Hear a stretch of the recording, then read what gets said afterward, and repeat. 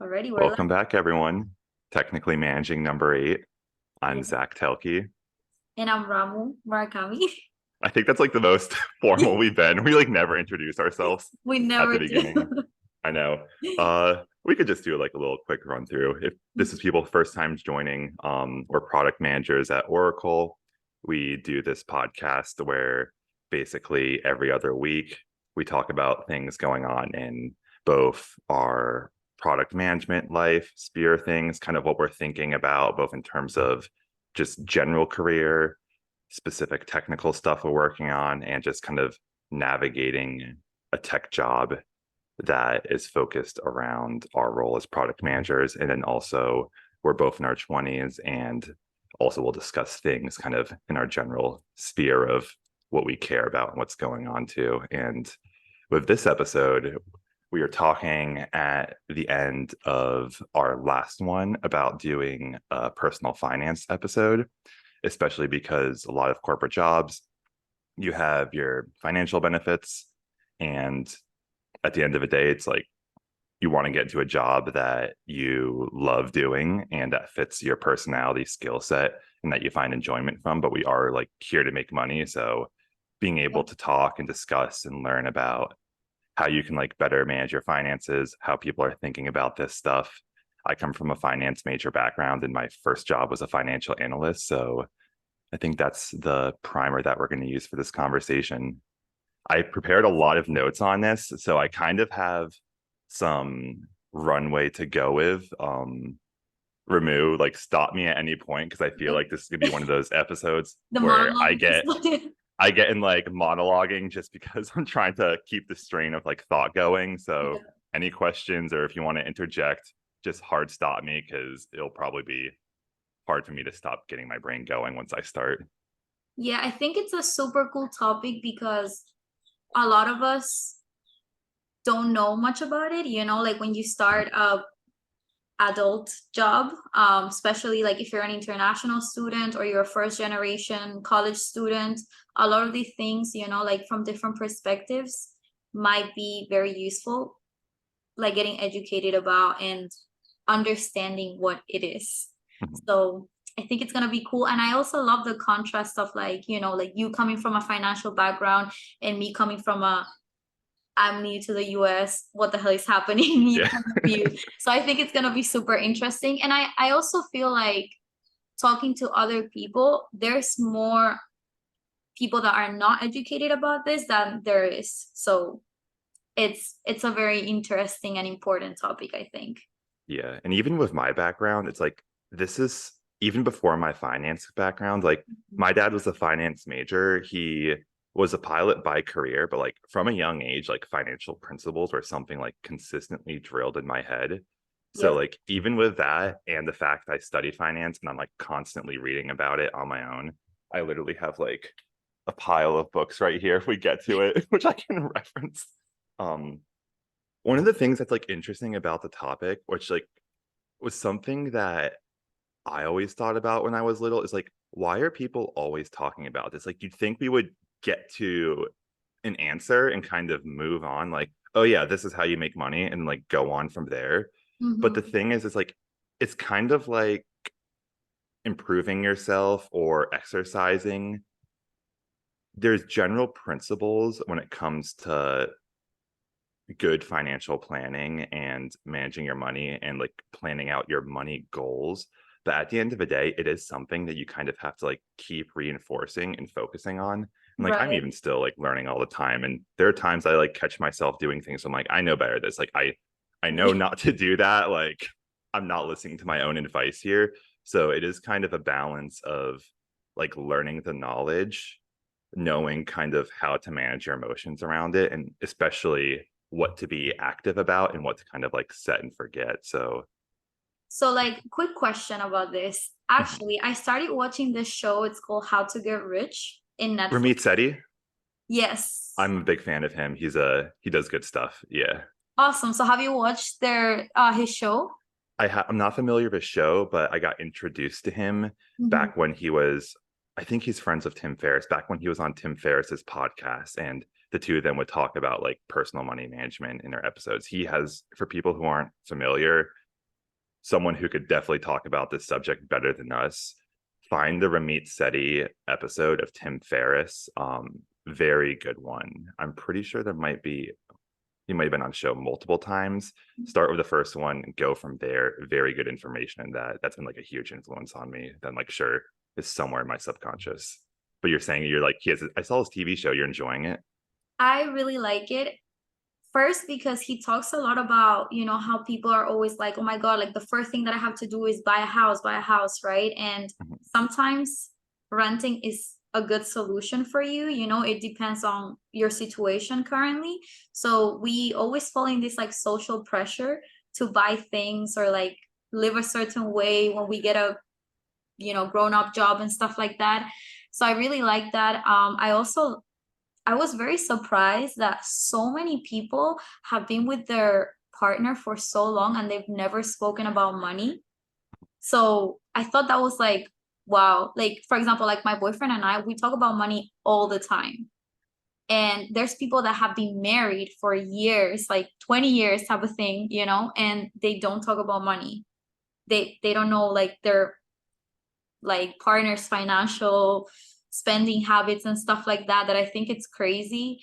And I also felt like the fact that there's people with crazy salaries and they're still living paycheck to paycheck. I thought that was also crazy to me. So um I love that show and I've learned a lot from it.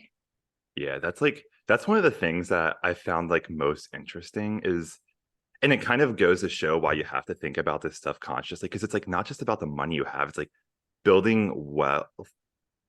Mindset's a word that I like, but I know like people have different connotations of it, but it really is about mindset, because how you direct the way you think, it's like that's going to determine like you can be making like a third, half, or whatever, like a fraction of the salary of someone who blows their money.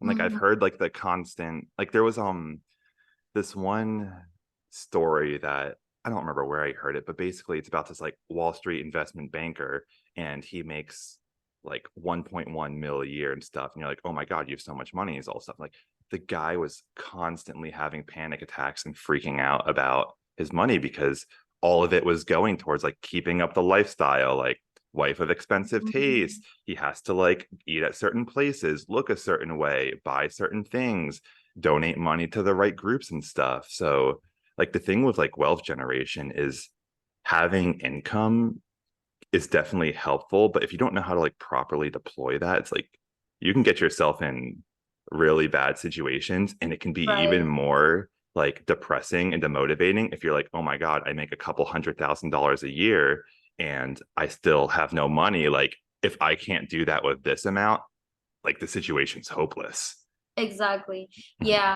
I think also, for example, for college students, I don't know how it is in Boston, but in Tallahassee, we have this like broke college student culture, right? Where, like you go to a bar and you drink like $3 shots, and you might go to like this like Thursday nights in at this club or at this bar because they have like a $10 cover with like the drinks included, unlimited drinks included, that they taste so bad, but it's cheap, so you do that, and then you graduate and you end up with this salary and you're like, oh my God, I'm rich, compared to how you lived in college, so that's a big transition and change, because what you thought, like for example, back in the day, you might think that $10 is like, oh my God, so expensive, or $20 is so expensive, and now you're making this money and you're like, my $10 are equivalent to $100. I don't know if I'm explaining myself right, No, I but know what you're saying. Yeah. it's like totally different. So then you're like, okay, I'll spend $10 the same way $100 the same way I would spend $10. And then you end up making like dumb decisions, basically, Yeah. And that's why I think it's important for us to talk about it, because you could go like, why listen to us when there are like so many older, more educated like people on Mhm. this topic. And I just think it's about, it kind of goes back to, we've talked about this subject before, but people listen to others who are Mhm. closer to their situation. And with money, like the younger, I have like some calculators up when it comes to like 401ks and how much just saving young versus like a couple years later like really adds up. But getting in good habits when you're young can start you out at such an advantage, especially because of what you just said, where it's like you go from broke college kid to now making some money. You are now immediately used to a higher standard of living. So there are certain things like when you make money, it's like, yeah, it's good to make sure that you have certain bases covered, like having healthy food, making sure you have like an apartment in a safe area, deploy the money in a way that makes sense, but also where you can be careful about how quickly you can move up your standard of living, because once you get comfortable at a certain level and you're used to spending expenses at that, if you want to start saving, it's much harder to then Oh, it's drop so down hard. to a lower standard from there. Yeah, Like just because of how people are versus like you can having the goal of like, I want to get to a standard of living where I have enough money where if I want to, I can go to my favorite restaurant all at like any night.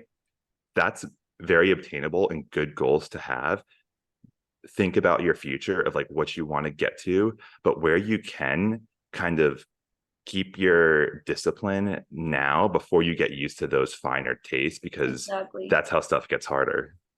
Yeah, and I feel like also the early education of money is so important. So yes, like we're talking to our Gen Z people, but if you're like older, if you're not a Gen Z, definitely try to educate your kids as early as possible, because it will help and it will stick in their brains faster and easier, I think. Yeah. And like there's also no like age barrier to like learning about this stuff either. Yep. I don't want this to be like oh, like if you're older and you're still interested in this topic, like it's not Right. something there's no you have to like avoid like the sunk cost fallacy of like anything up Mhm. until this point. Like, oh my God, like I've already made mistakes or I haven't Yep, thought about this. It's just easier for me to avoid the problem. Like, you don't want to get stuck in that. Cause like, no, it's like, exactly. uh, don't take that negative mindset. The more like learning new things or just even refreshing yourself on certain principles, all Mhm. you have ahead of you is the future. So you can't think in terms of like, oh, this is something I've been afraid of. It's kind of like going to the doctor when you need to. It's like, Mhm. hey, like don't avoid the problem and like you can fix this right now, and so like everything up from here is like so much smoother. And that's why it's like even on this topic, it's like I've Yep, thought a lot about it, but it's like I'm gonna continue to be reading stuff throughout my whole life. Like I'm gonna be exactly. doing in my 20s, my 30s, my 40s. I'm gonna remember certain things at certain points and forget others. Like 20 Zach is gonna know some things that 40 Zach probably forgets, but 40 Zach is gonna like know something that 20 Zach didn't think about. So And overall, I think this gets overwhelming because everyone has a different perspective of it. So not everything works for everyone. So just, it's kind of like our point of view and how we're living things right now. And of course, all of the theory and learning you've done, Zach. So whenever you want to give it a start. okay, yeah, I'm gonna start with my disclaimers. I'm not a financial advisor. All the legal stuff, don't listen to me. Blah blah blah. Do your own research. Talk to the people who have the fancy titles and certifications. I'm just here to get you primed on it. That being said, here's what I have to say on it. Um, And you know okay, what? Like, I would love to know what you've learned or what you've like read and what actually worked for you about things. I think that's also interesting and important. yeah. So the first thing I want to go over, and like this is kind of like an overview thing. If you want to know about like wealth generation, one of the things that I've been kind of holding myself to as my Bible on this has been his name is Naval Ravikant. He is an investor. He's one of the founders of AngelList, which is a startup investing company. And he was like an early stage investor in like companies such as like Uber, Twitter, Postmates, Stack Overflow. So super accomplished guy. I'll link it in the show notes and on the YouTube. He has a Twitter thread called I have it open, so I need to see how to get rich without getting lucky. This is one of the best collections of wealth generating principles I've like ever seen organized. very good. I've literally like I found it a couple years ago and I've been using it just in my career and everything I've been doing. So like kind of like one of the starting points of like you're only 26, kind of you don't really have much time to show if your theories and what you think about has worked. Like Hmm. true to a degree, but also I've been having positive results by focusing on the things I've been focusing on. And if you want a good launching off point, uh Naval's like thread on this, super good. He has like 12 Twitter posts he organized, all with different principles about building wealth. Very much recommend taking a look at that. And to kind of like, I guess, start as a primer on this, and it's a bit of a summary of some of the stuff that Naval talks about, also kind of like mixed with my own personal philosophy on it. The way that I think about money and building wealth is there's like kind of a trinity to it. There's time, money, and energy slash skills. And this is kind of like the baseline philosophy that everything that I think about money outside of this extends from. And how those three things work is when building wealth, regardless of what you do, what your career is, where you are in life, the way that like the economy works is by you making a trade of those, of any of those three things. So let's say when you start out, you're out of college, you're fresh looking for a job, you chances are you have a lot of time, you have a lot of energy, not really skills, and you have no money. So what you need to do is trade your time to build up your skills and make more money. Because the point that you're trying to get to is no matter how much you love your job or you want to keep doing what you want to do, like let's say you're like a profession, you're a veterinarian, you love being a vet, and you're like, well, I don't really care about getting rich because I don't want to be a vet the rest of my life.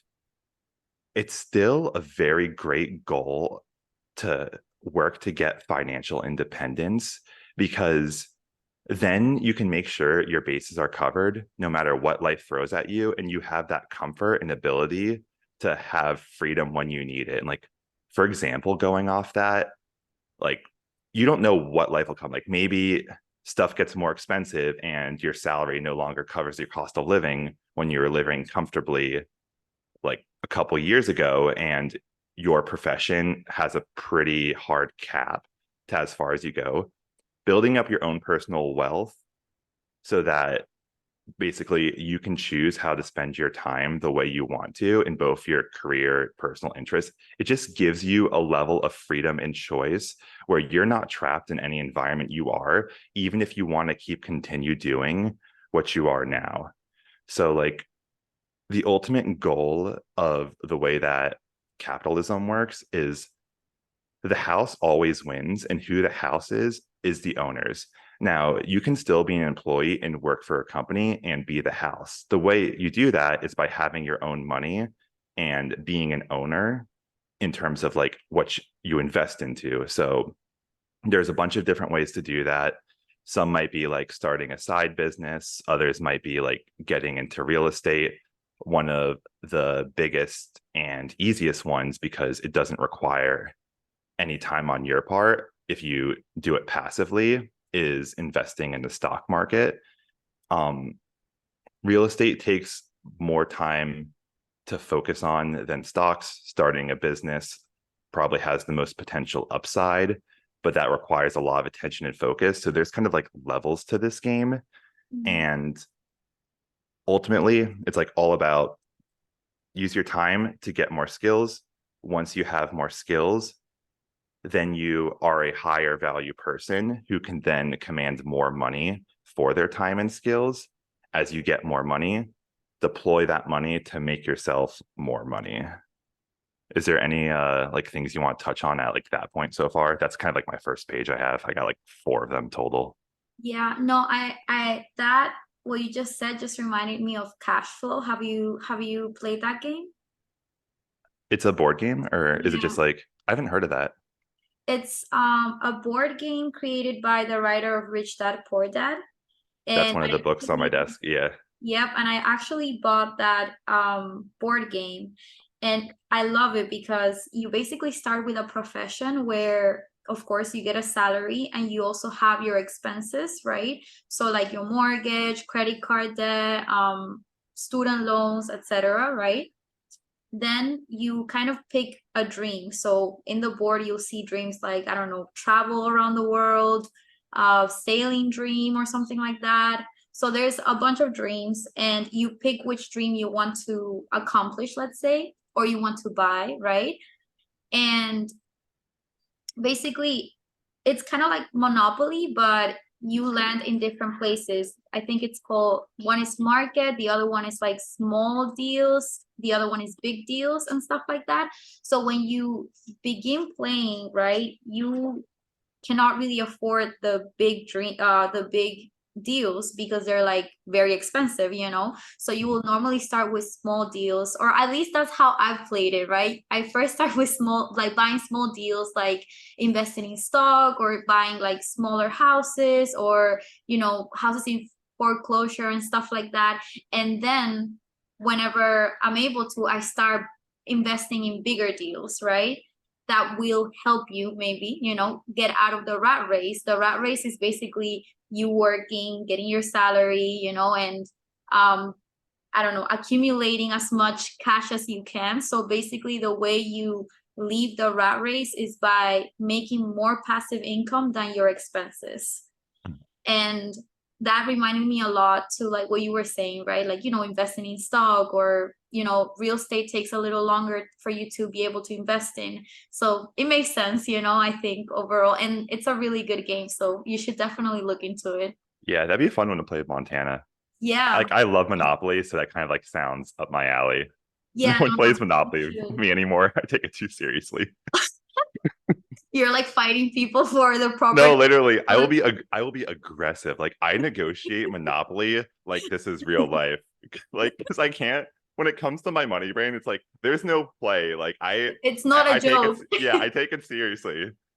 Yeah, no, and I think these games are really good for you to actually kind of understand how you psychologically think about money too, you know, Mhm. because it's definitely a psychological thing, you know. That psychological aspect is something that I think can't be understated. And to kind of take a lesson from the game of Monopoly itself, like one of the things that you learn is how basically like once you get rich, it is you have to like F up pretty bad to lose your money. Like it Mhm. is very easy to stay rich once you're rich and keep getting rich because you are taken out of that like rat race, like survival emotional mindset, and you can just deploy your money and like unless you get like greedy or mismanage or get unlucky with bad people you associate with, it's you're pretty much made. And because of that, like especially in the United States, I've been seeing this trend in the past couple years, maybe even call it like a couple decades, where people start to resent some of the facts of like what you'd call late stage capitalism, which is like you do have all of these wealthy people who's kind of like, hey, like I'm working my butt off, and they're like you see this like generational wealth, and like especially in the Northeast where I come from, it's like there's Mhm. old money up there. And Mhm. while you can say that some of the opportunity has been taken up Mhm. because of the fact that it's like, yeah, there are more powerful players who kind of monopolize or have an oligarchy around certain industries and areas. It's kind of like, what are the chances that I can do something? But there's always new opportunity out there. And especially with the internet, which is something that like our generation natively understands on a Mhm. level that like even some of the smartest older adults, as much as they do grasp it, they don't grasp it to the level we do because we grew up with it from a very young age and we're one of the, like the first generations to. So it's like you can't, even though there will always be things that you can point at and go, it's unfair that that person has something that I don't. You can't get in that mindset because kind of like how I talked about or how we were talking about earlier, how it's like, oh, you can make all this money. And if you blow it because you don't have the right mindset around it, it's like you won't be wealthy. if you start to resent wealth and look at it as something as like an other has that you don't, you're Mm-hmm. not going to be able to get to a point where you can have that freedom and wealth yourself. And chances are, when you do move to that point where it's like you are building up that wealth and you are financially independent, you'll also realize like a lot of your conceptions about those type of people who do have things, they were misconceptions based on your own kind of like let's say personal trauma. And like maybe it was justified. It's like maybe you grew up in a low income house where money was always such a sore topic because there was so much just negative energy around it. And like that's completely understandable. It's like you don't want to take away people's experiences and what they had to go through to get where they are, because like that is a very real truth. All I'm saying of this point is you have to look at money and wealth as something that it's not, you put the energy into it and it's like a mirror that reflects back what you show. If you look at wealth as something that you build and you have a hopeful and optimistic outlook towards it, when times get hard, you'll be able to think of creative solutions to keep moving forward towards your goal. It's like anything else you do in life. You have to have a positive, optimistic outlook and look at this as a challenge that you can overcome, because as soon as you start looking at the obstacle as something that you're pointing a finger at and going like you're evil, you're the devil, you're spending all your time and energy just focusing on like criticizing that obstacle rather than moving past it. So that's like probably the biggest trap outside of just educating yourself and being diligent and moving forward in your goals. I totally agree. And I think that's just like the poor mind mentality, you know? And it is also very hard to break it. Like, you know, like I come from, my mom was an immigrant, right? She immigrated to Spain to help her family because her family was very poor in Spain, in Colombia, right? Mhm. And I think that's definitely a mentality that is really hard to change because I don't know, like you just get used to people saying, "Oh, I don't have money." That's already like a, you know, I don't have money. I'm not like this is my situation. I'm not going to work for it type of thing, you know, Yeah. because it's not worth it type. Like it like my situation is just not going to change even if I work for it, right? Or the hustler mentality where you have to work really, really, really, really, really hard, you know, and trade time for money, like for the rest of your life to survive. That's just the type of mentality that you're raised with, you know, at some point. Like, for example, I don't know, like it's, you definitely have a change in mentality when you surround yourself with people that don't think like that, because the first thing that you always think is, okay, you have to work really hard, you know, you have to be grateful that you have a job. Like, for example, for, I don't know, like in general, in my house, thinking that, let's say that one day I go crazy and I'm like, you know what, I want to quit my job. Like, I don't like Oracle anymore, you know, Mhm. and I don't have a plan. I don't, or I might have a plan. I might want to just, you know, do freelancing by myself, right? For them, it's like, oh my God, like, why are you going to do that? Like, this is a secure job. Like, you should be grateful, you know? Or maybe let's say that one day someone treats me bad in Oracle, you know, and I'm just like, I want to leave. They're like, no, but you should still stay in this job because, you know, this is what gives you stability. Like, you shouldn't leave. And it's basically that like poor mentality, you know, of it's better to have something stable than take risks, you know, and we should be like, at least I'm able to survive, at least I'm able to eat, you know, at least I have a home type of thing. So you definitely have to stop being scared of money or making it sound like rich people are bad, for example. I feel like a lot of people also think that, right? Like, oh, they're rich because they did some shady stuff, you know? It's not, yeah, it's like it's not even money too. It's just avoid groupthink, because Mhm. any group that like you associate with, like, look, there are like plenty of groups I associate with. We have our Mhm. own biases. That's just kind Yeah, of part of human definitely. nature, and it amplifies. And you're always going to have this like inside outside thing.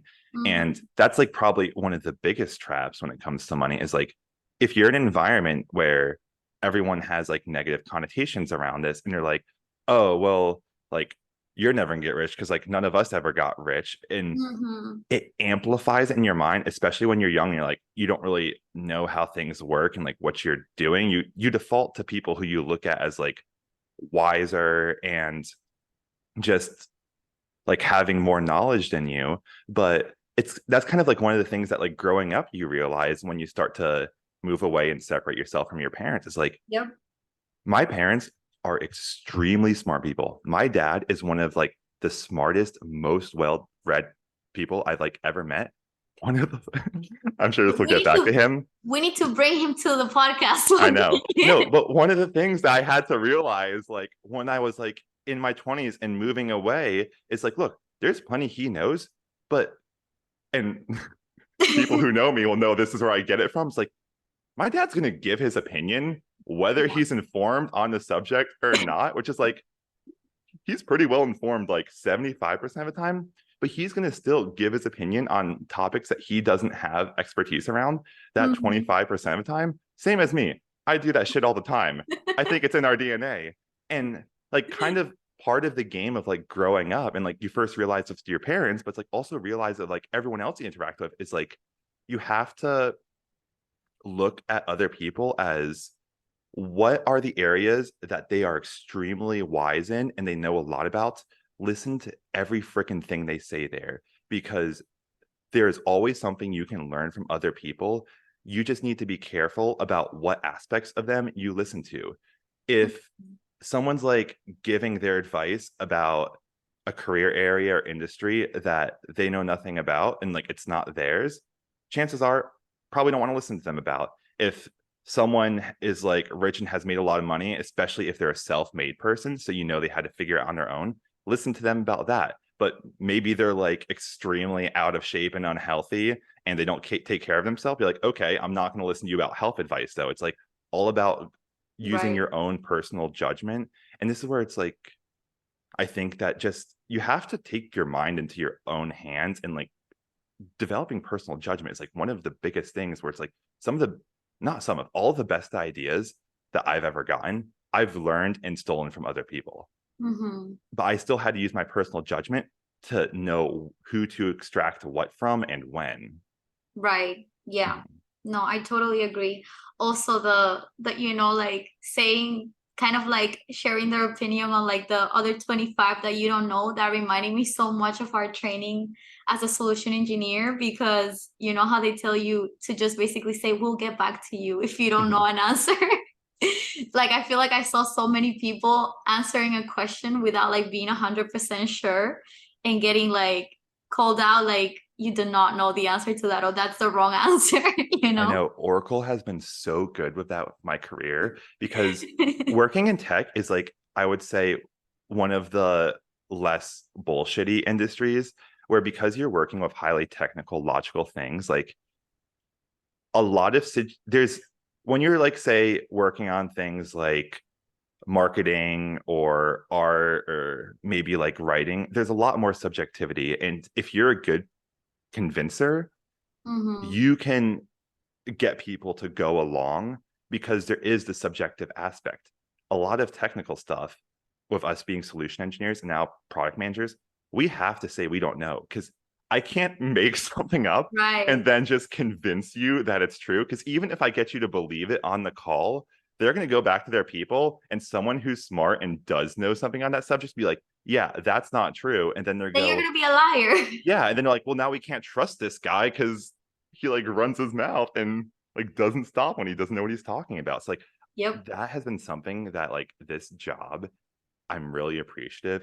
We've Mm-hmm. been able to like work on developing that skill because I don't like not knowing something. So for me, it's very hard for me to say, I I don't don't know. know. But this Mm-hmm. has forced me to get more comfortable with it and say things like, I don't know. I'll get back to you. This is outside of my area of expertise. So I'd be more comfortable if I pass you on to a resource who's more qualified to discuss this. Exactly. Yes. It's Mhm. a great skill to have. And also, like, if you were to say, I'll get back to you on this, definitely get back to that person on that, you know? Yeah. So that's so we went through the first page. The second page is basically so we're on the point where we're talking about it's like, okay, You want to get money, and preferably as quick as possible, so then you can start deploying it to build your own wealth and get financial independence. This is why doing so as early as possible is so important. And it's because of something called compound interest.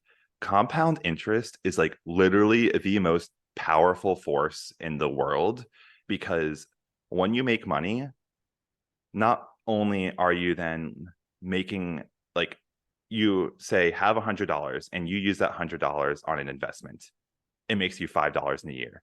Not only are you now going to say earn another $5 on the next year, but with the original investment you have, but you can deploy that $5. So now not only are you investing $100, you're investing $105. And that $105 might make like you the next year, like, I don't know, like $5.05.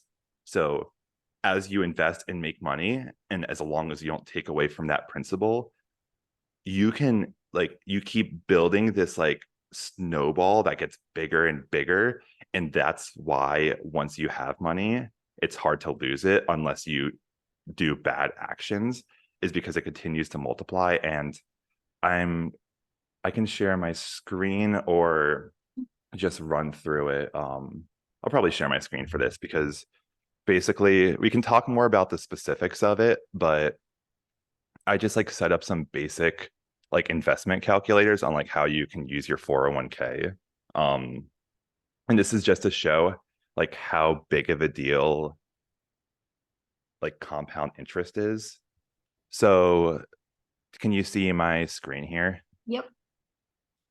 So what I have here is, let's say you're working with the assumption that you're 30 years old and you haven't invested anything into your company's 401k, which is your retirement plan. If at the age of 30, let's say you plan to work another 30 years, you want to retire at 60. And on average, the market more or less returns. If you look at like an index fund of the US stock market, historically, it's more or less 10% a year. There's going to be years where it goes down 30%, years it goes up 50%. It like bounces around. But on average, generally speaking, give a percent or two, the historic data has shown that the US economy, from a stock index standpoint, roughly 10%, let's use that as our basis. Now, let's say, let me see what it is. Yeah, so right now, the current limit that you can contribute to your 401k every year is $22,000 or $22,500. So every year you can put that much into your retirement plan. And for just easy math, let's say that the limit stays there your whole life and you just contribute that. So if you take that $22,500 divided by 12 months, that's $1,875 of a monthly contribution. So let's say every month out of your paycheck, you put that 1,875 starting at 30 into your retirement plan. After 10 years or after 30 years of working with, let's say the market does on average 10% a year, this is how much you will have in your retirement if these assumptions hold. You would be contributing $675,000 over 30 years. The amount of interest that you would make from that is $3,192,831 for a total balance in your account on retirement of $3,867,831. So that's a lot of money. And before like we stop at that point, I want to show you how much that this multiplies if you just start a couple years earlier. Mm-hmm. So you might look at this and go like, okay, that's a lot of money, but this is why like the earlier you start and the more time you let your money like just fester, grow, it's like exponential growth. So let's say all the same things that happen, except you're starting at 25 instead of 30. So you have an extra 5 years on the beginning. Still same assumptions. You start at 25. you're maxing out your 401k and you're getting that 10, like you're still going to the age of 60. Hmm. So where in the first situation, the interest you made was roughly $3,200,000. Mm-hmm. From just starting 5 years earlier, you almost double the amount of money that you make from that with $5,565,233 in pure interest. If you then go, okay, that's like a lot more, almost double from starting 5 years earlier on the front end.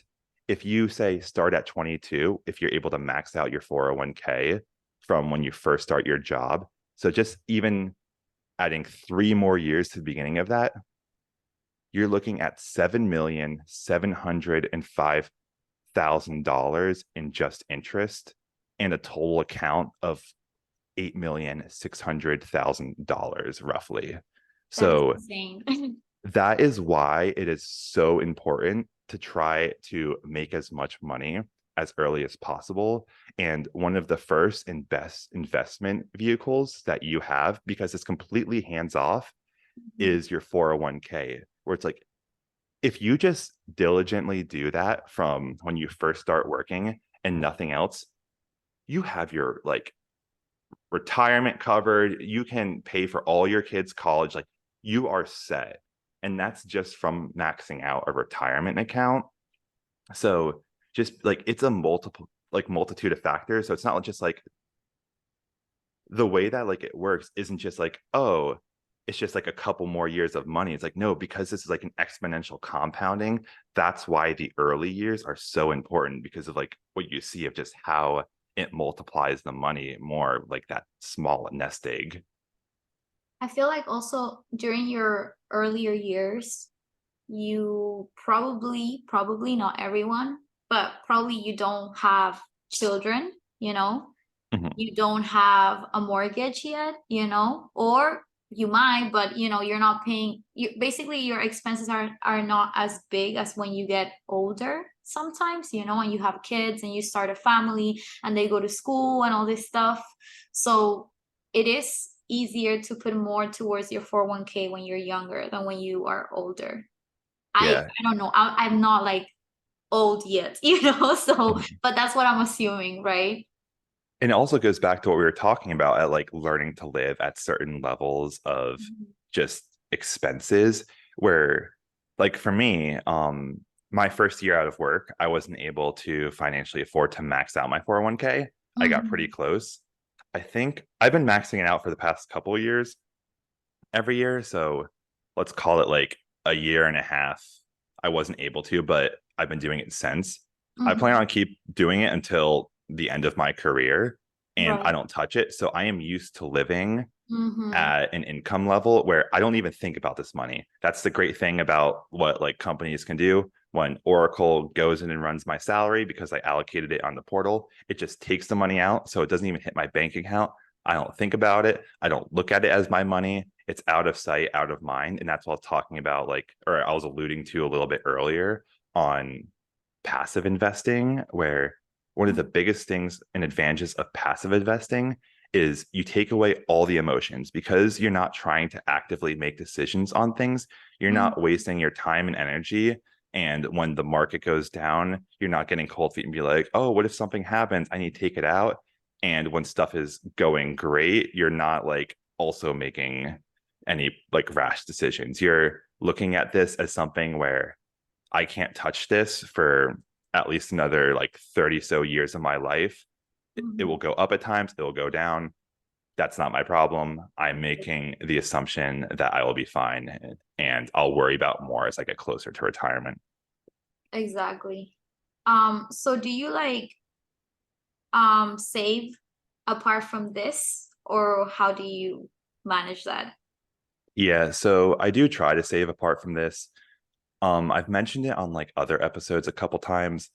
Honestly, just of like my personal scenario, Mhm.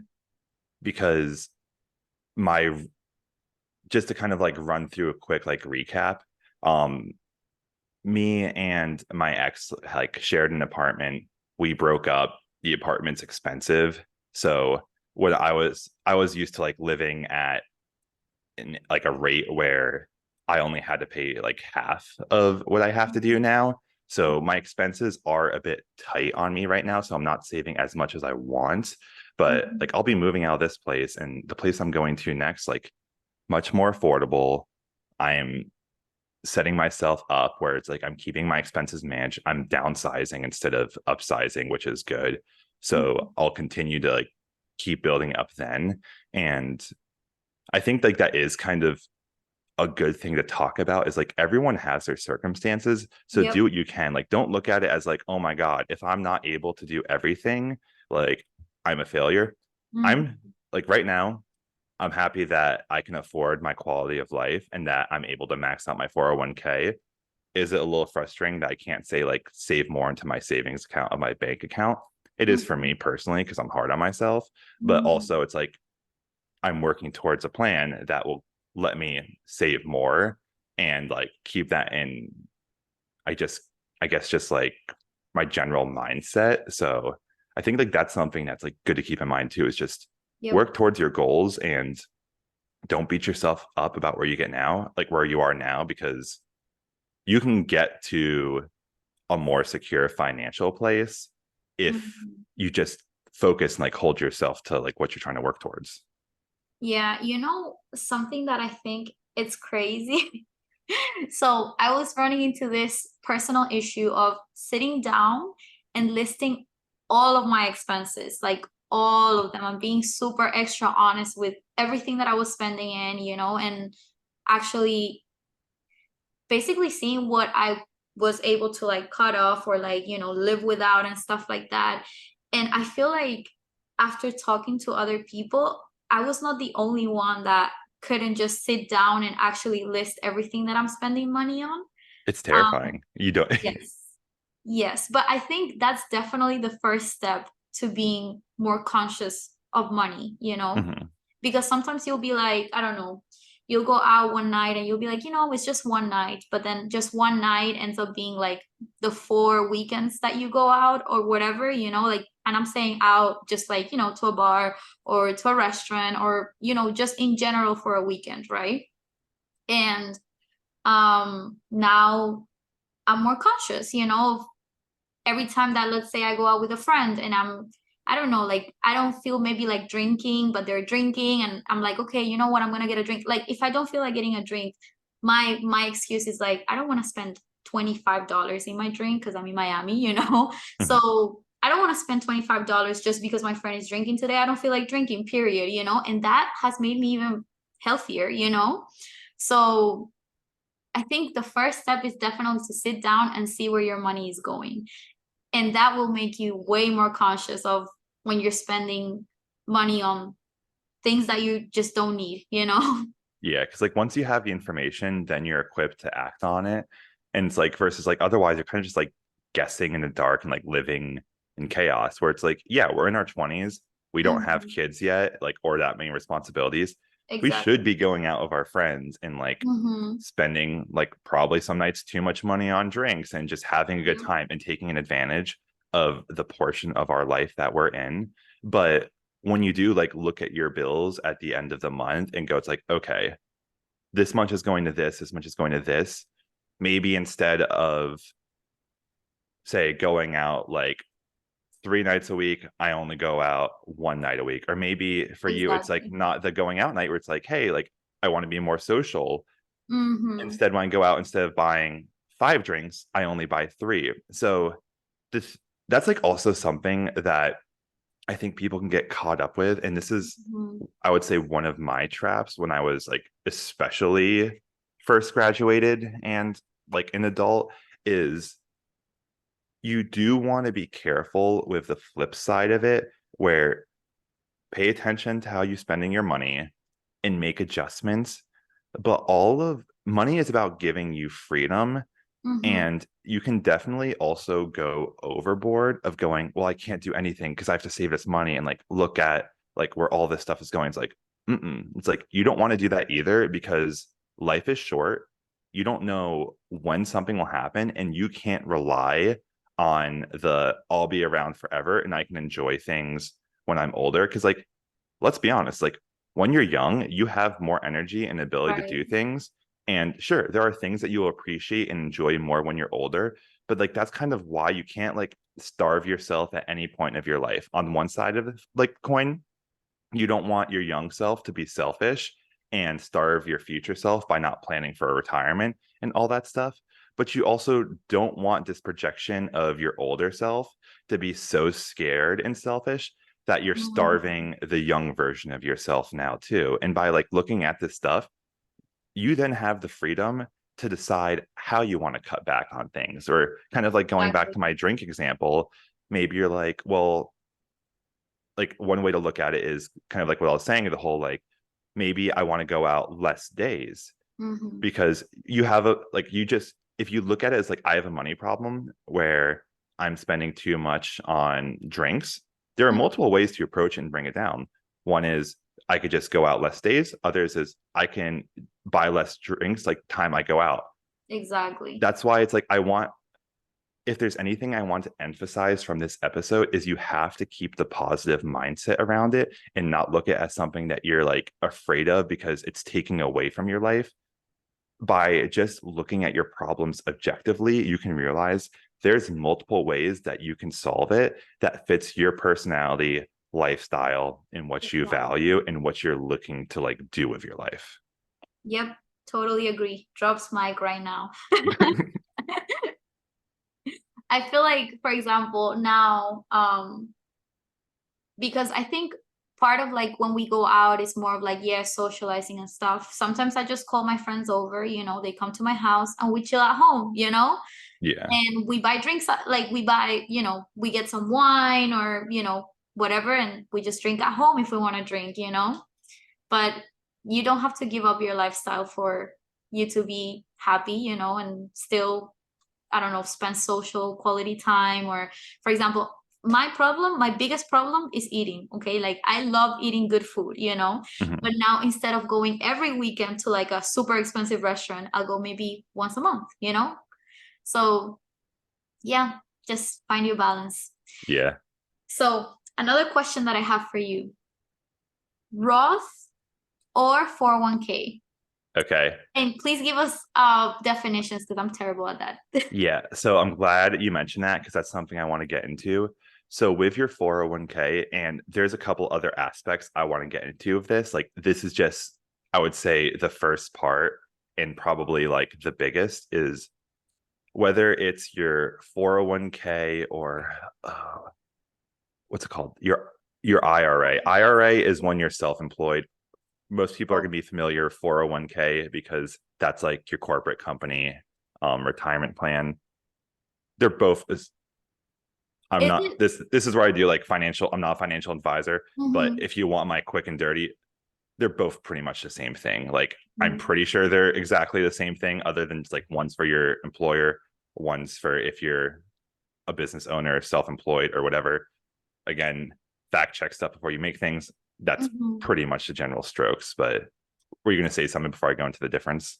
Yeah, because for example, I know with us with Oracle, we can pick whether we want to do the 401k or the Roth IRA. Right? It's I believe it's you can choose whether you want to do a traditional 401k or a Yes, Roth yes, 401k. yes, Yeah, yes. those are the two Correct. terms. I, Yeah. I know what you're talking about. Speaking of which, like this, I I do get the two confused, like even though I know what they are. I was like doing my taxes this year and Mhm. I literally like got the two terms mixed up in my head, even though like I know what they mean so Yeah. well. And I'm like looking at like my taxes, I'm like, why do they look so messed up? Like before I was like hitting submit, I'm like, oh, I was filling out fields in the IRA section, not the 401k section. Because I'm like, Mhm. oh, I just like saw the word Roth. I'm like, oh yeah, Roth IRA. I thought it was 401k. I'm like, oh no, Not the I right. don't do the IRA. It's the 401k. Yeah, that makes sense actually. So like I Yeah. understand that one, for example, the 401k is pre-taxed, right? So 401k is what the retirement plan is called. There are two The types of yeah, traditional traditional versus 401k. Roth are the two Mm-hmm. terms, like the two categories you're looking for. Mhm. Right. So the traditional one is pre-taxed, right? Yeah. So the traditional one is base or let me use the words that make sense in my head right now and let me know if I need to clarify. With your traditional 401k, let's just say traditional retirement plan, you don't pay taxes on what you contribute now, but when you take the money out when you're retiring and you're starting to use it, that's when you get taxed on it, versus a Roth is you pay taxes on it now. And then so when you take it out when you're older, you don't have to pay any taxes. So like let's say for easy math, you make $100,000 and you put $10,000 towards your retirement. If you have a traditional 401k, you will only get taxed on $90,000 of income now, which is good if you want to lower your tax liability, the taxes you owe now. But then when you go to take it out in the future and all of the interest it's made, then you're gonna get taxed on that end, versus say if you do a Roth 401k, you will be even though you're putting that $10,000 towards your retirement, you're still being charged taxes on $100,000 worth of income. Yep. Yep. I wish I would have known that. Honestly, like it's not like it changes my life, but I didn't understand that part before of like, taxes and stuff like that. And here's some like good tips on navigating which one's right for you.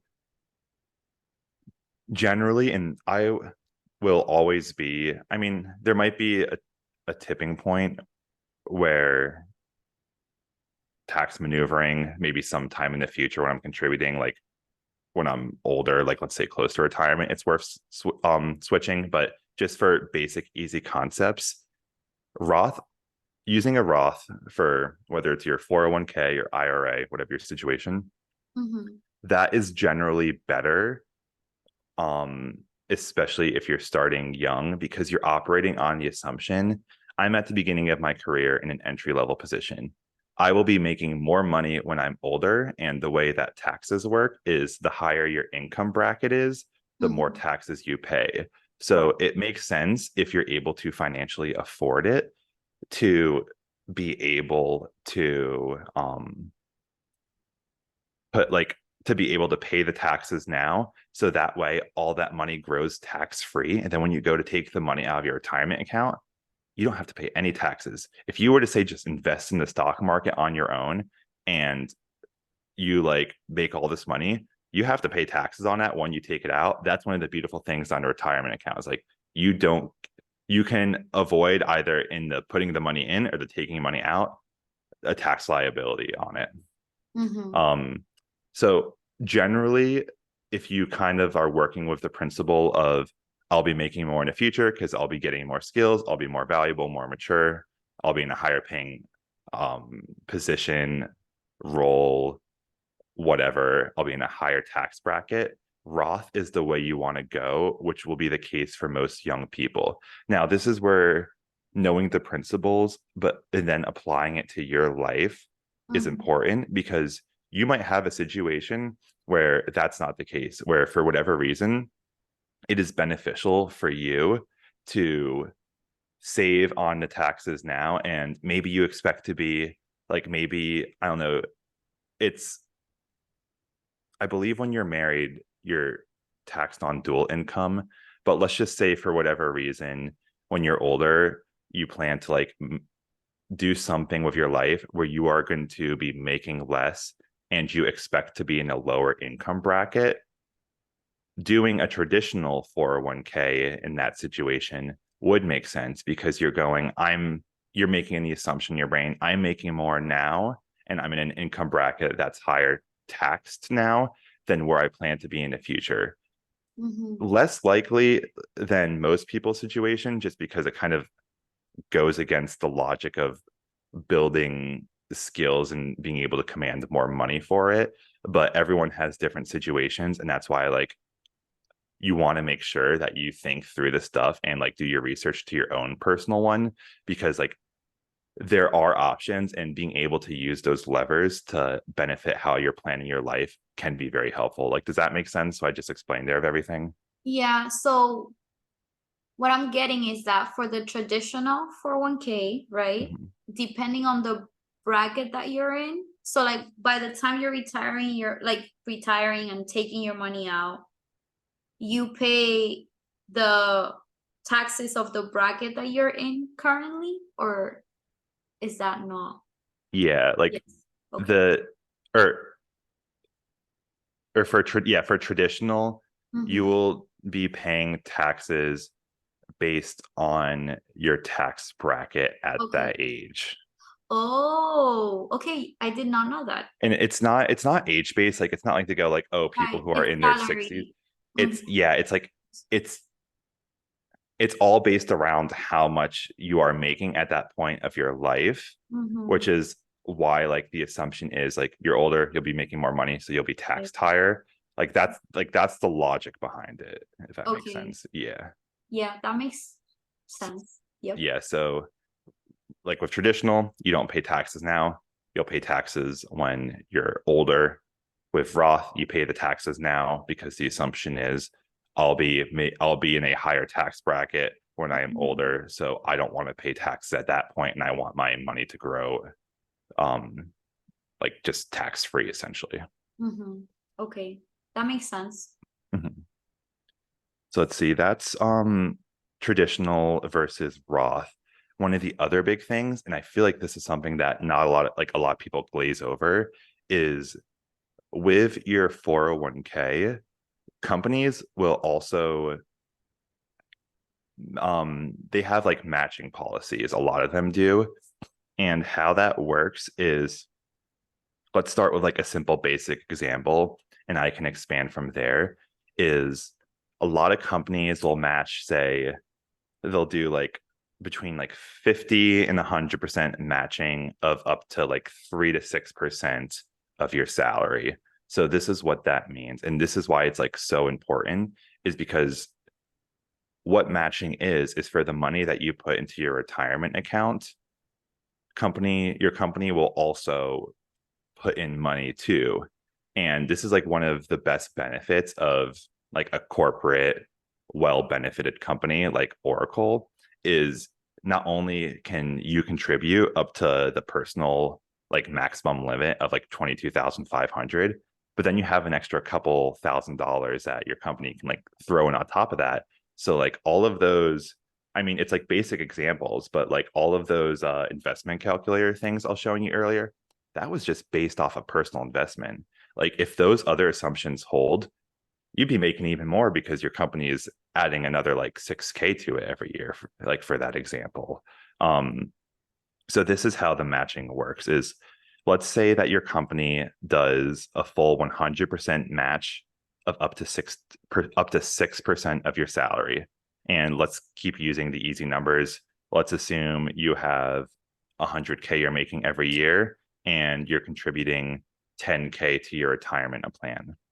What that means is, by that matching, is for every dollar you put into your 401k, your company will also put a dollar into your 401k up until 6% of your salary. So with $100,000, 6% of that is $6,000. So if your company has a full 100% match, the first $6,000 you put into your retirement, your company will put $6,000. Any dollar you put in after that, they'll stop putting money. 6K is their max because 6% of 100,000.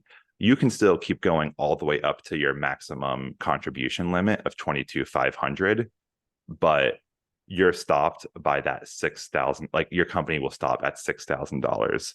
So before I go into like adjusting 100% versus like 50% match and all that stuff, like does that concept make sense? Yep, it makes sense. Okay. So that's how, say, that basic works. 100% is the easiest one to start with. Companies have 100%. I would say a lot of them say have something like 50 or 75% matching. And Mm. even with like the percent they match up to, I'd say the normal range is like 3 to 6%. I don't think I've ever seen a company do more than 6, but I might be wrong. Um, so like let's just say, if as another example, your company will match 50% up to 6% of your salary. Same $100,000, same $10,000 you're putting into your retirement fund. This is how it works. For every dollar you put in up until 6% of your salary, your company will match 50 cents. So what that means is once you put in $6,000, your company will have put in $3,000 at that 50% match rate, but they stop at that $3,000. They stop when you hit 6% of your salary, and they've done 50% of that match. Does that make sense? Yep. So Okay. basically you put 6%, but then the 4,000, those they don't match your, like the extra to get to the 10,000, they don't match that. They match up to 6,000. Yeah, and I think one of the things that could be most confusing about like the wording around it is you go, oh, if you match 50% of my contribution up to 6% of my salary, does that mean I understand the whole once I put in $6,000, you only put three, but if you match up to 6% of my salary, does that mean if I put in another $6,000, I can get the other $3,000? That's not how it works. How it works is like they stop after you've contributed 6%. So it's not like you can get them to go up to 6% of your salary. It's like, no, like it's they only contribution match until you've put in 6%. And with say 50%, they put in $3,000. If their match was 25%, it would be 150. If it was 75%, it would be what, 4,500. It's like that's kind of like where people can get confused, like how those two levers interact, but that's like the way that works. Yep. It makes sense. So that's that. And let's see what else we got. Yeah, so the last thing I want to talk about on this topic is the different kinds of funds that you can do with your like 401k and just retirement funds, because I think this is where people like don't know what to do and they go like, oh, I'll just go with whatever like looks the best, has like the best marketing, or maybe like I'll just defer to a financial advisor. And this gets into my personal investment theory, but it is based on sound principles. And just as a reminder, all this stuff is my personal opinion. Everything I've talked about, check my math, do my research, like do your research. I'm pretty sure everything I said is accurate, but like with money, you always want to triple check, because like just even something as simple as a percentage point off can have huge ripples. Like we saw with the investment calculator, how like adding 2 years can cause so much of a money difference. And with percentages, like that stuff multiplies. It's why you have to be very tedious. But this is my theory on what investment fund to choose with your retirement. I am of the philosophy, based on all the evidence, that you can't predict the market. And even if you were really smart and a Warren Buffett type, where it's like you're very good at value analysis of a company, there's a reason I got out of finance. I don't want to sit around all day analyzing companies. I have other things that would probably, I can guarantee that I will make money on, versus spending all my time working on something where I can still be wrong and lose a ton of money. So for me, I've kind of made the personal, when it comes to the stock market, choice of like, I'm going to assume I can't beat the market. And I know based on historical data, there's only like, let's call them, the number varies, but like, let's call it, there's only like 5 people who've like beat the market in their life. And Warren Buffett is like one of those people. Chances are you're not going to be Warren Buffett, and you don't need our financial advice if you are, because you're already making like literally hundreds of millions. There's a reason why like the really good investment types like make so much money. But this is like the thing with funds is there's this thing called alpha, and alpha is what every single investment fund will try to market to you as the reason why you shouldn't get an index fund and you should let them actively manage your money. For just a quick example, an index fund, which is my favorite type of investing, what that means is basically you can choose to do an international index fund, a US index fund. Let's start with US because it's easier. A US index fund basically looks at the market of all publicly traded companies, basically companies you can buy public stock of, and go, rather than I'm going to pick the winners and losers of what I think it is, I'm just going to bet that the market, I'm going to believe in the market in the long run, and the US and global economy will grow over time. Sure, it'll go down in the short term, but in the long run, human progress, we tend to move forward. That's how we work, human nature wise. So by doing an index fund, rather than buying specific companies, you are buying let's say you're putting like $10,000 in an index fund. That $10,000 is then like split amongst buying like a very tiny piece of every single company in the public stock market based as a percentage of what that company's market cap is, like basically like its value and stuff. So the benefit of an index fund is basically like kind of how I was talking about, where generally the market over history, roughly 10% return, rather than trying to outplay the market and think you can do better, which sometimes you can in the short term, you almost never can in the long term. You're just going, I want to invest in the market itself. It's extremely diversified, so you don't have to worry about like one company like tanking and you losing all your money. That's the problem with trying to pick winners and losers. And here is the biggest kicker with index funds: because they're passively managed and the work for the financial people who work on like putting together and managing those funds is very minimal. It's a very simple equation to just be able to deploy this money, divvy it up like amongst all these companies, blah, blah, blah. Like that's your basket index fund. Index funds have the lowest fees of any funds out there, because let's just say, for example, you give one of these financial like managers the benefit of the doubt, who are like, oh, we can outperform the market. We have this new strategy, blah, blah, blah. It works. Even if they are right, they're going to want more money because of all the smart people that they have hired to basically find out this winning strategy. Because it takes a lot of brilliant people.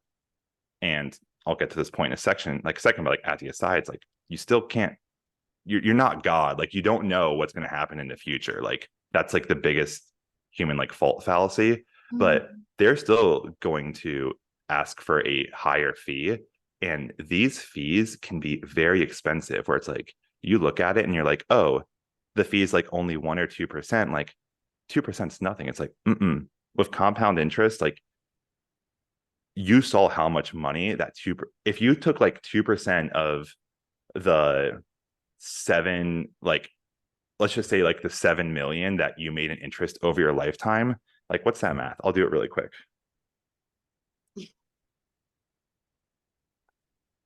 Yeah, so like 2% of 7 million, you'd be paying $140,000 in fees to these people who like probably will be wrong and underperform the market, versus if you just went with the market and like went with their fee. Check like all index fund fees are essentially priced very close to the same. This isn't the exact number, but it's like roughly the ballpark, where if like a strong actively managed fund might be like, I don't know, like 1 or 2%. An index fund is probably something like 0.01%. So like, let's say if we work with like 0.01%,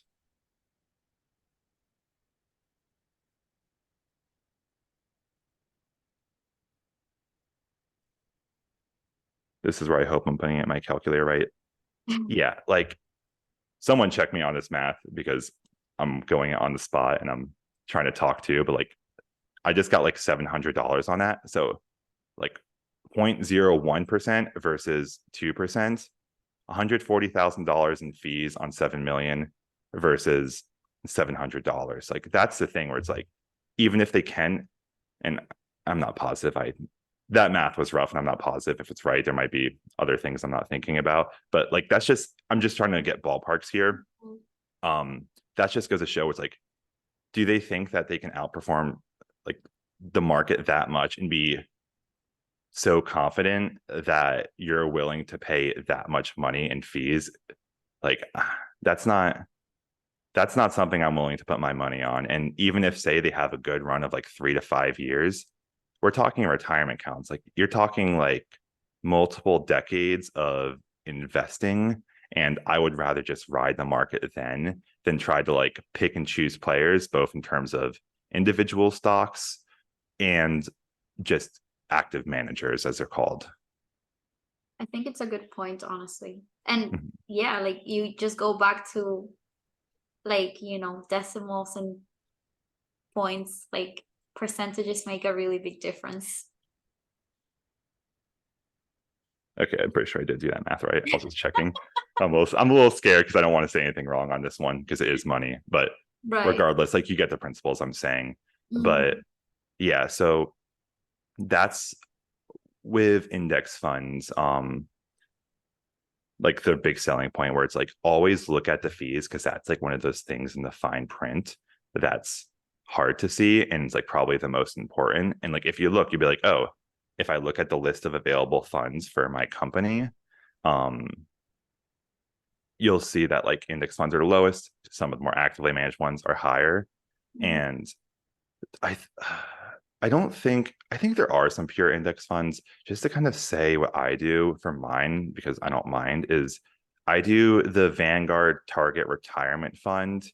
I think they have a couple different versions of it, and it's all based on how far out your retirement is. Where, let's just say, for example, they have like a Vanguard Target Retirement 2030 versus like 2050. How that works is like, the 2030 fund is for people who are like looking to retire more like around the year 2030. So it's a blend of the Vanguard target funds are a blend of stock and bond stock and bond index funds. So it's international stock index funds, US stock index funds, and I'm pretty sure like a blend of international bond index funds and US bond index funds. I'm in the Vanguard Target Retirement, whatever the highest number out you can be, because I want to be the most aggressive I can with the index fund. And basically, like, the main difference between the two is the higher out you are, the more heavily allocated you are towards stocks versus bonds. A quick breakdown of the two is, stocks is ownership in a company versus bonds is owning the debt of a company. Mhm. I haven't been paying attention to the bond market in the past couple of years to know like the profitability or like whatever. So if you're interested in bonds, do your research. That's not something I've been paying attention to. But the general principle of bonds is, with stocks, because you have ownership, like equity, you have a potential to make more money because you are a quote unquote partial owner of the company. Um, the thing with stocks is they're more volatile in principle. The way the market actually plays out depends on bigger economic conditions, but we're talking like the baseline principle of it than bonds. And the reason bonds are considered safer is because when something happens to a company, the people who own the debt, aka the bonds, get paid first before any of the owners. So like, let's say you have like this big company that goes under, and they sell off all of their assets, all of their intellectual property, etc. The people who hold the bonds, they have, aka the debt. There's different types of bonds debt. There's levels to this game, but general basic principles is, the bond, aka debt, aka loan people, get paid first, and then whatever is left, that gets divvied along the owners. So when it comes to retirement accounts, someone like us who we're in our 20s, we can ride out the ups and downs of the stock market. we're not going to be touching our retirement accounts for a couple decades anyway. We want to go more aggressive in the stock index funds because that's where you make the majority of your profit money, aka because you're an owner. My fund, which is still like, it's a very high out one, there's still a portion of it just to kind of diversify it further that does have bond funds in it. It's a lower percentage. And as I get closer to retirement, when you don't want to worry about, like, say, the market going up and down more, that's when, say, it might be good to allocate your retirement fund to heavier bonds and lower stocks because you're trying to get more stability with your money as you get closer to taking it out. And with bonds, the value of it's like not gonna drop as drastically. You don't like the last, which is why you like move to that. It's quote unquote more stable because the last thing you want is, like, easy number, you have $1 million in your retirement account and the stock market dips down 30% right before you take out, and you're just like, shoot, I would need to take out my money now because I'm retiring and I had all these things I had planned. I just lost 30% of my value there. So that's why, like, the general levers are, I prefer index funds because I don't want to try to play the game of guessing whose debt is going to be better than others or which companies are going to outperform others.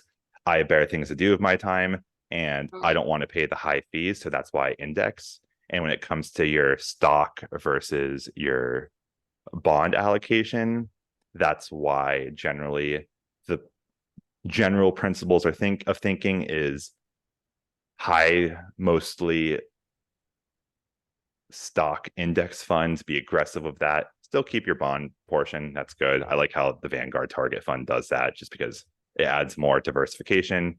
There's a bunch of complicated financial math on why diversification is good.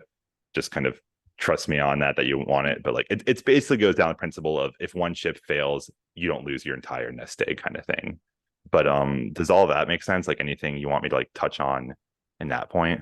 No, I think it makes sense. And like how they always say, whether you want to be more aggressive when you're young and, more secure when you're older. I think everything you explained made it clear, at least for me, to understand how it works, on bonds versus stocks in general. And Yeah.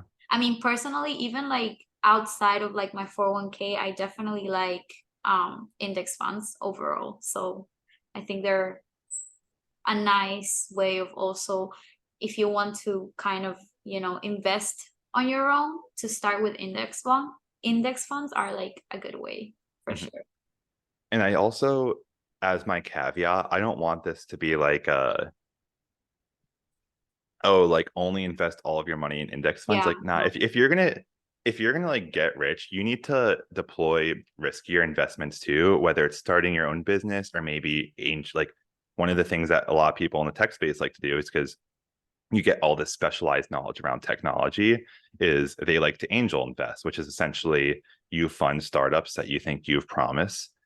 The biggest point like I'm trying to get across, and all the stuff I've just like talked about in terms of like index funds versus like diversification and all that, one of the best books is A Random Walk Down Wall Street.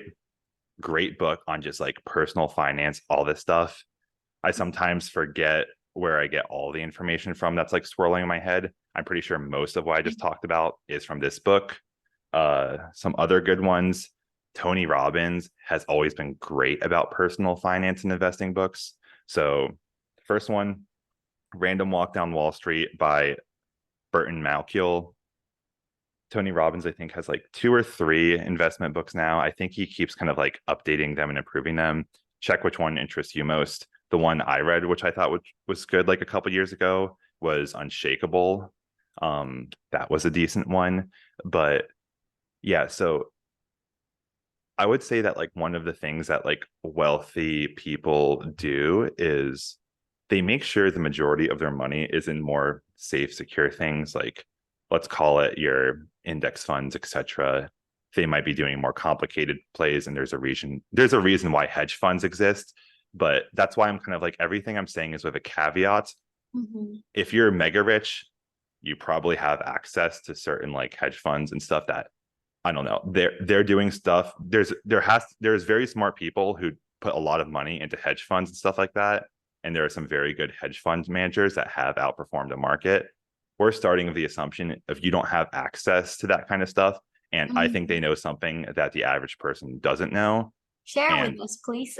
yeah, so that's like that's one like when I say there's levels to this game, it's like I'm talking with general knowledge that applies to most people and that we can all act on.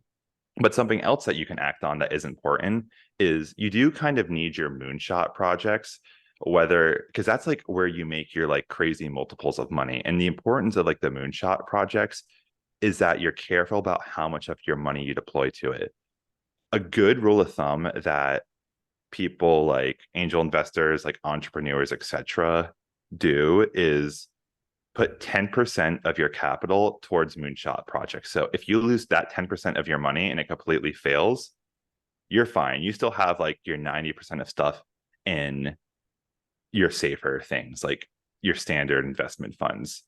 By having your 10% moonshot projects, that's your chances of like you invest $10,000 in Twitter when it's early stages and it blows up into like a multi-billion-dollar company. Like you want to like give yourself the opportunity, whether it's investing in your own personal business or investing in a friend's project or something that you personally believe in. Look for opportunities where you have specified knowledge that can let you go, this is a good opportunity where I'm not going to risk my financial security on it, but I do believe there's a high probability of this succeeding. That's where you can deploy that like extra like 10%, give or take whatever you actually want to do, but that general principle of money towards those kinds of things without compromising the integrity of your financial future. So, can you give a quick definition of moonshot project? Yeah, I would say high risk, high reward. That's like I'm starting a side business.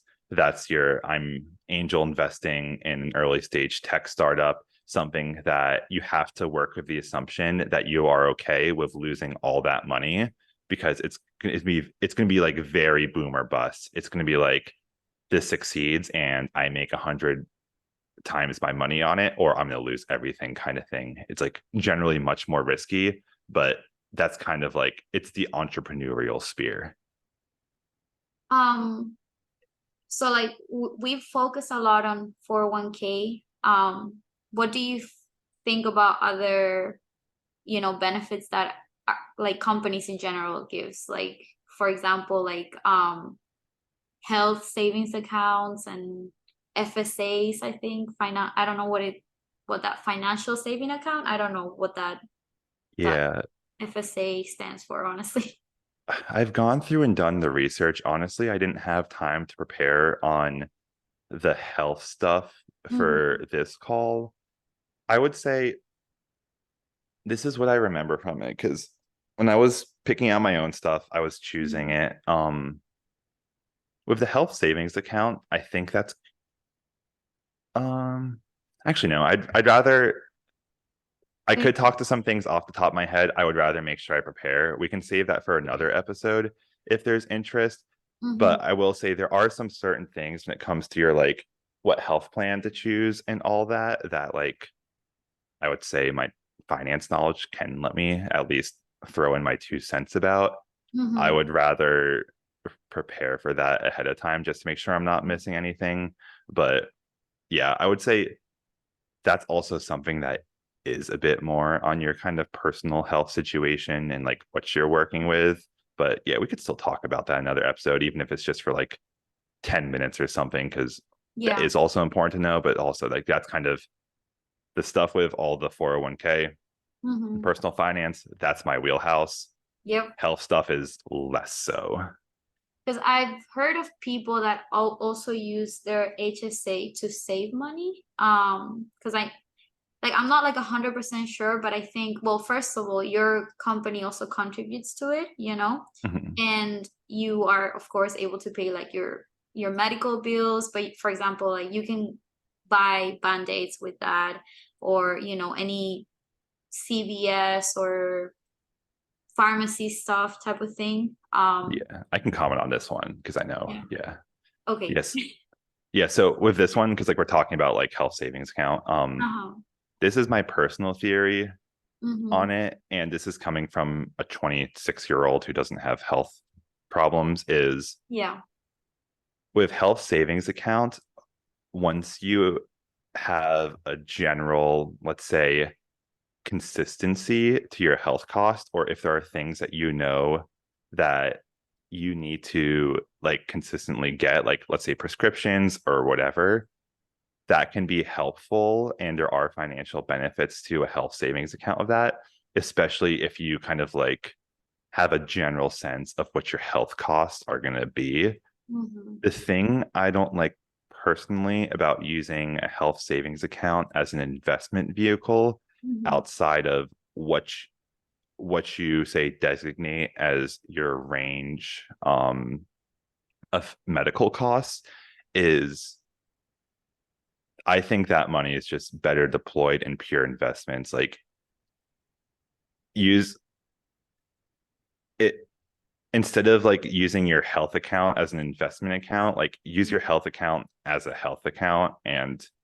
use Invest. like, yeah, just, and this is why I kind of like I wanted to, before I get in depth, like say have like more thought out examples on like why this is the case. But basically Mm-hmm. my principle around that is like it's easier and it makes more sense, and usually you can have higher returns Mm-hmm. if you just, and it's just kind of cleaner to just use, instead of putting that, if you have that extra money to be turning your health account into an investment account, it probably just makes more sense to just put that money in an investment account. It's kind of like my quick and dirty of it. Yeah. Yeah, I can see that But point. yeah, but that being said, that's like kind of, that's when it comes to like health accounts and stuff like that. And also if people have complicated personal financial situations, that's why it's like, hey, consult an expert, do your research, because Yep. there might be, and I'm sure there may like be situations where a health savings account is like the best option you can do for something. Mm-hmm. But if we're kind of talking average person, non-complicated situations, Yep. and what's like the situation that makes most sense for most people, yeah, using a health savings account as an investment vehicle outside of your range of predicted health costs, probably just better just to put it in an investment account, because I don't really see any reason why you'd want to do that.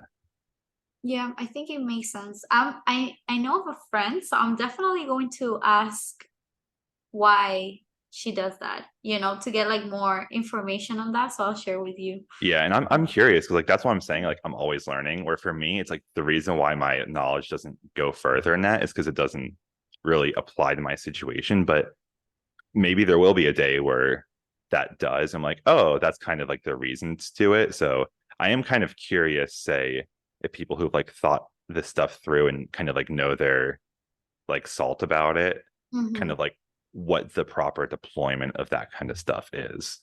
But yeah, Yeah, if you do have like pretty consistent medical costs and like generally what your things are going to be in, health savings account makes sense. could be a great option for just kind of getting financial benefits from that. But that's kind of like my at least starting point on it.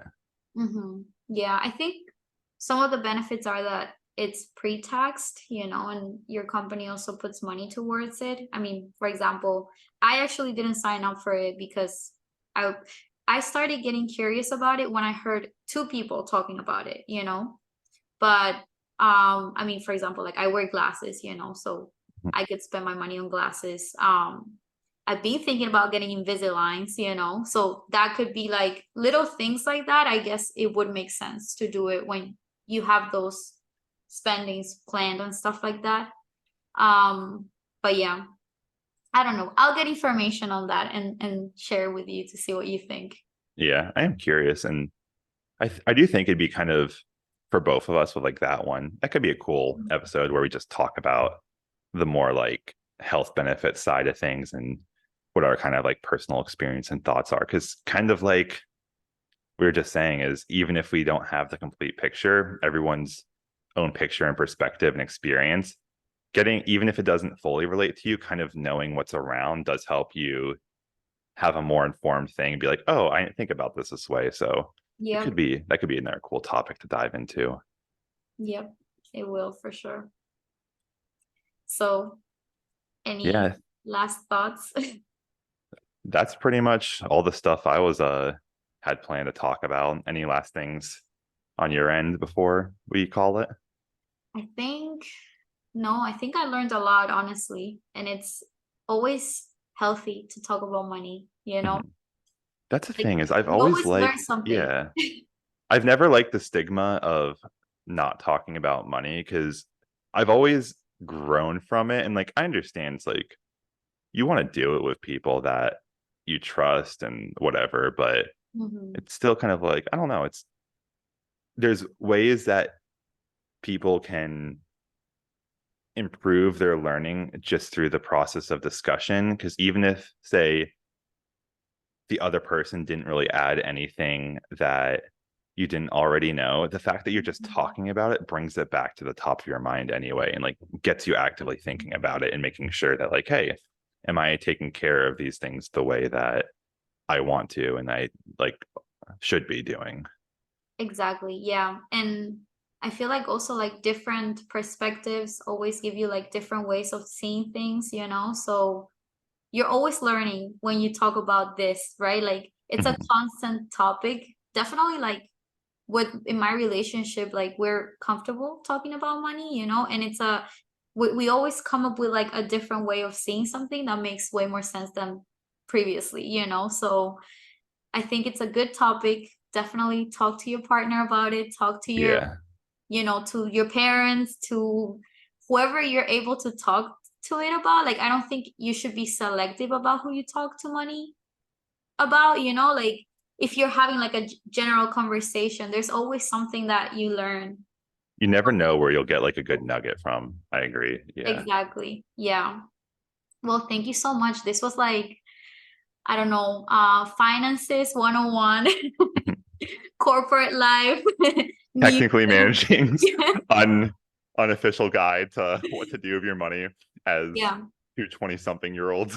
exactly. Yeah. And honestly, like in TikTok, because like, okay, so the way I use social media is if I see something that I want to learn about or I find interesting, I try to at least make sure I don't spend my time in just watching like things that don't bring anything into my life, you know? Mhm. So I'll start following a lot of people that talk about money, for example, or how they budget, or, you know, how I budget with this type of salary, you know? And I love those TikToks because I realize that a lot of people are in my situation, you know, or they're trying to learn about how to get a little healthier with money and stuff like that. They're also in the corporate world and sometimes they don't get to save. Other months they get to save. Other months they have things that, you know, are unexpected and stuff like that. So it's just so healthy to see that it's okay if you're not saving as much as you want to, you know, Uh-huh.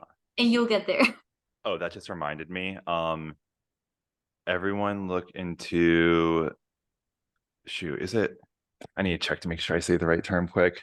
It's one last financial thing, which I'm just going to give people as homework rather than try to explain right now. Okay, everyone look into dollar cost averaging. Do that if you can. It's a good Dollar cost strategy. averaging. Yeah, basically, instead of like say trying to invest your money like maybe month one doing, I don't know, investing $200 and month two not doing any, then month three doing 400. It's a generally a good strategy to invest the same amount and contribute the same amount towards your funds every month because you can buy the market at different points. So like if it's like up 1 month, down 1 month, because you're averaging it over all the months and like being consistent about it, it helps you like ride out the volatility. So Interesting tip. yeah, general look into for more details if you're curious. Basically, like the cliff notes of it is when it comes to investing in anything, generally a good principle to just be consistent about it. A lot of people do monthly. good rule of thumb for it. Or, I mean, with your paychecks, it will be every paycheck, which is usually every 2 weeks, but having regular intervals from a financial math standpoint is good for mitigating risk. Good tip. Yeah. We should definitely link everything, like all of the resources you've shared. And if you have any like books that you think are good, definitely have them in our description. Yeah, we can make sure we get all that in the notes. I'll Okay. get on that. And if our listeners want to share anything with us, because we're always open to learning, email us. We'll put our email that is basically technicallymanaging@gmail.com. So yeah, email us. Also on YouTube, we have the comment section. Reach out to us, Telky Tech, LinkedIn, anywhere. Basically, try to find us, and we'll do our best to take a look. Yep. Yeah. So that's technically managing number 8. See you all in 2 weeks. Bye, everyone.